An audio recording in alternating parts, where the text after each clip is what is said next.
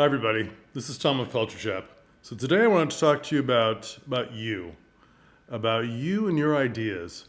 What if you decided that you never had a bad idea, no matter how crazy it was? I'm going to show you a picture of this crazy idea I had right here. Do you see that?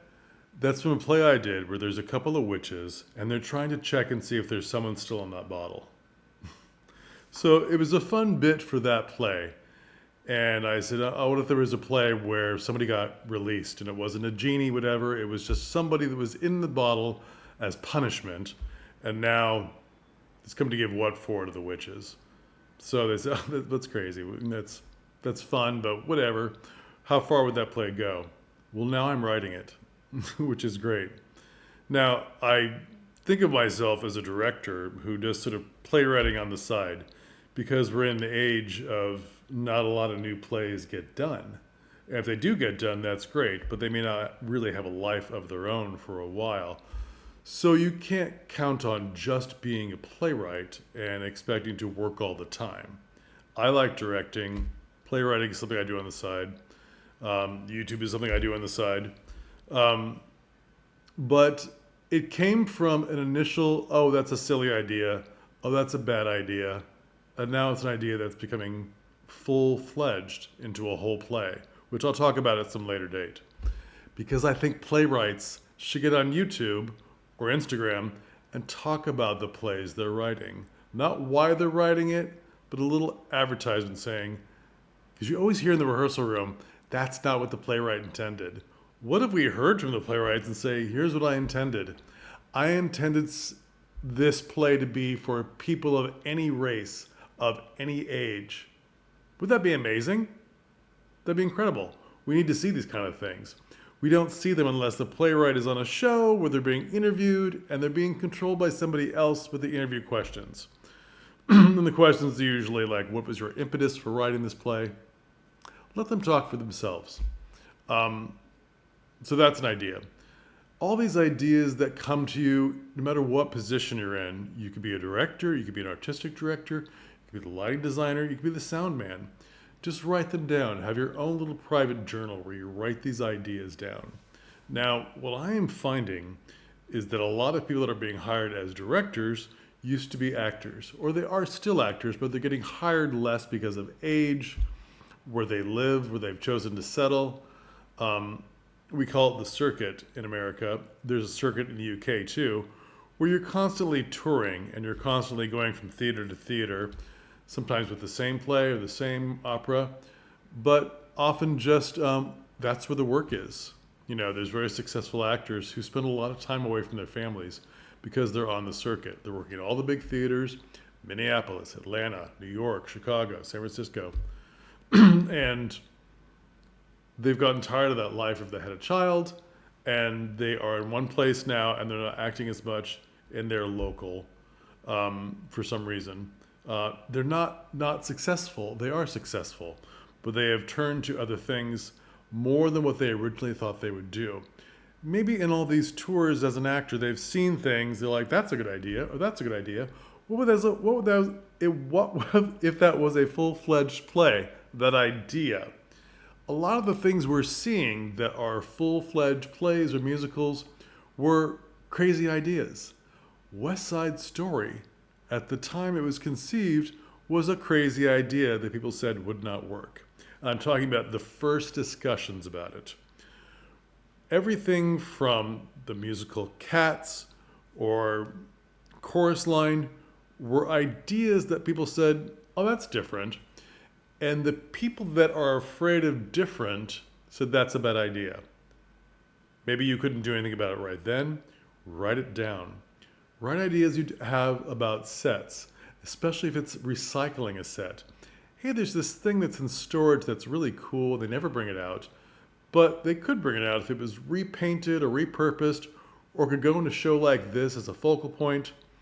Or, I'm a lighting designer, and people don't do enough plays that are film noir, dark lighting style. But I can do that. Maybe that never comes up because they think it's not possible, or they're not as familiar. I have ideas. I'm going to write them down. Or perhaps that play, here's what I'm thinking of that you should watch on YouTube. Now, I don't know the history, but I was told by someone who was very elderly and sort of losing it, but I'm choosing to believe him, that this first concept was considered a silly idea. There's a play online. It is Taming of the Shrew, and it's done by ACT in San Francisco in the 70s. It is incredible. And if you're a fan of Mark Singer, you'll realize he used to be a Shakespearean actor.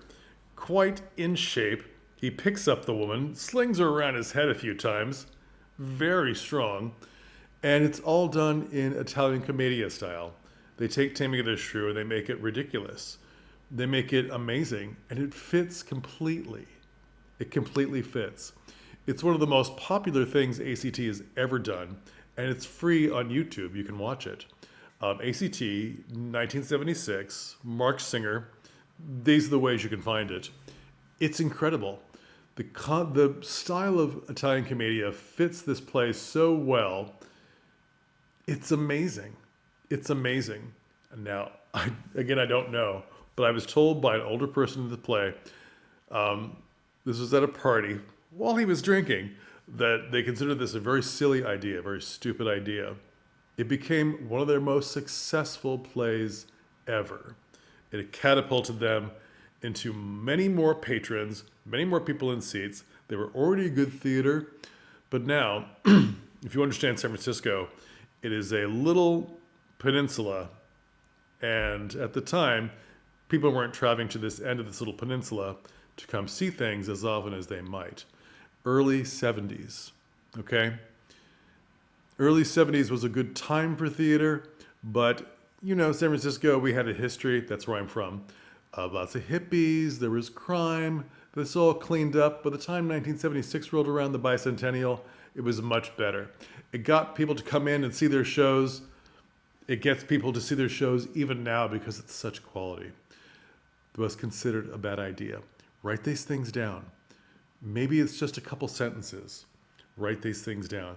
Maybe you never have a bad idea. Maybe all your ideas are bad and they never get done.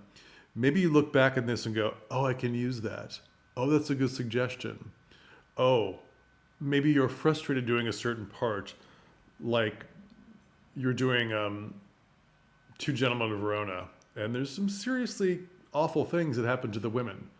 Maybe you have ideas about some of the things that are said by the men to the women, because there's one man who's going crazy and doing a lot of inappropriate stuff. Maybe you have a way out of that you thought of while you were doing the show. If it was treated like this, it would be different. It would be seen differently, and he would just be considered ridiculous and not a threat. She was never in peril from his threats. That would be important.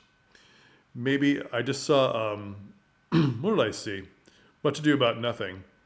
And Hero, she's treated very badly, if you know the play. I'm not going to go into the whole thing because that'll be a really long video. She's treated really, really badly in the play, and then all is well at the end because there's a little trickery. They say she's dead. She's not dead. She poses as a statue that comes back to life. But the very end of the play, the very end, instead of just like joining up with the man who spurned her, like, oh, all's forgiven, she has doubts. You can see it on her face. And there's a little song, a little pastoral song at the end of this play. Not in the original writing, but the way this play was done. And she comes forward and she's at the very edge of the stage while everybody else is happy and he's waiting for her, and she has doubts. It's very satisfying. It's very satisfying to a modern audience because you sort of get sick of the treatment of certain characters and like wrapping it all up in a nice bow at the end. Write these things down. Maybe the person playing Hero had some weird ideas that didn't quite fit, but then she hit the right director, and or the person playing Hero became a director later on. She said, I've always wanted to do this for this character, this idea that was not perfectly thought out, but was a gem and is going to work well. Write all these ideas down. You never know. We're all in this artistic medium, which is collaborative art, and a lot more of the decisions you see on stage if you're the audience watching my videos, a lot of the things you see on stage are collaborative ideas. One person thought of this, one person thought of that. They bounced the ideas off each other. They rehearsed it. That didn't work. Someone tried something else. Well, if you're going this direction, you could try this. A lot of these things are collaborative. That's how we get there. So if you're an actor, a lighting tech, a sound tech, you've been in techs, you've been listening to rehearsals, you've seen what's happening on stage, you've seen, they're going that direction, that didn't work for me. Oh, they're going this direction. I know a way of furthering that so the understanding or the meaning or the style is deeper. I have this idea, they're not doing it now because the show's done. Maybe you got this idea as you were running the show. Oh, it's closing night and I had a great idea. Write it down. You never know when else in your career this might come up. You never know what's going to happen to the career that you're in, the position you're in, actor, assistant director, dresser, where you're in a different position, in a different place that you didn't expect to be. Oh, you were a dresser and now you're a director at a high school. And you have this box of ideas, things that you can actually make happen. And if you had not written them down, you would not remember them. Think about all the ideas you've had that you didn't write down for whatever reason. Ideas for costumes, ideas for actors, ideas for wigs, anything. Write it down. We are creative people, and you never know when these things are going to come up and when you need them. Write them down. There may not be a bad idea that ever crossed your mind. It may be an idea you think is bad that just wasn't brought to full potential. Okay, that's my message for today. All right?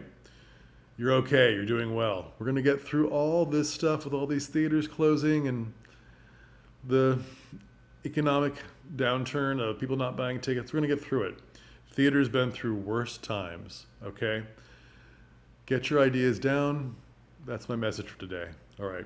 Please like and subscribe and come back for more. Thank you.